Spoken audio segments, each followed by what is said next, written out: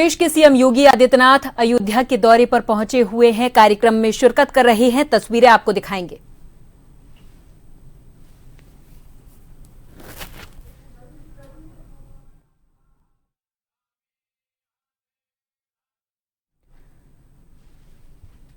तो फेस्टिवल समारोह में सीएम योगी शिरकत कर रहे हैं।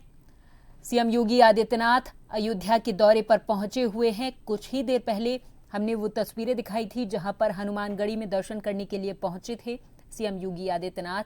इस दौरान उन्होंने पूजा अर्चना की है और देश और प्रदेश की खुशहाली की कामना की है। Timeless Ayodhya literature and arts festival में शिरकत कर रहे हैं सीएम योगी आदित्यनाथ। उनके साथ भाजपा की कुछ दिग्गज नेता कार्यकर्ता मौजूद हैं। उत्तर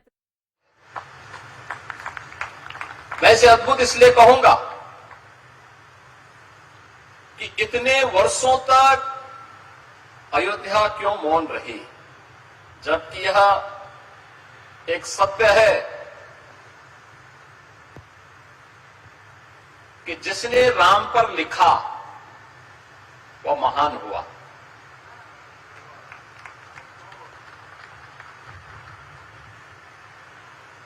महर्षि नारद ने भी महर्षि वाल्मीकि को एक ही बात कही। जब वाल्मीकि के मुंह पर एक छंद फूट रहा था तो उन्होंने कहा मैं किसको समर्पित करूं, तो नारद जी ने उन्हें प्रेरणा दी कि इस धरती पर लिखने के लिए कोई एक महामानव है जो ईश्वरीय सत्ता का संचालन कर रहा है, वह केवल राम है।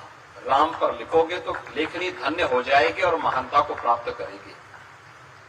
व्यावहारिक संस्कृति का दुनिया का पहला महाकाव्य रामायण बन गई और याद करिए वह आधार भूमि बनती है साहित्य की।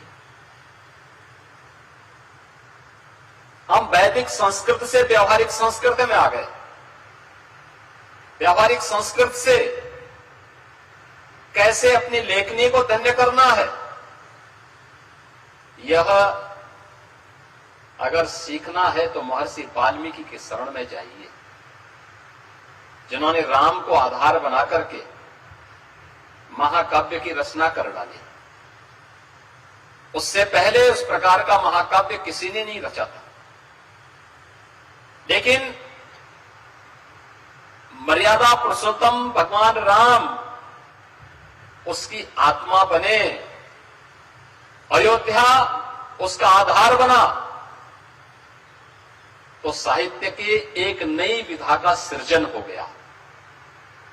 साहित्य की जिस नई विधा का सृजन होता है वह कालांतर में आपने फिर देखा होगा पुराणों की परंपरा में वही व्यावहारिक संस्कृत अपनाई जाती रही और फिर यह आम जन के लिए इतनी लोकप्रिय हुई कि केवल भारत की ही नहीं बल्कि दुनिया की कोई ऐसी भाषा नहीं जिसमें रामायण या रामचरितमानस किसी न किसी रूप में लोगों की हृदय को न छू रही हो। आज भी आप देखते होंगे, हम लोगों ने 2017 में जब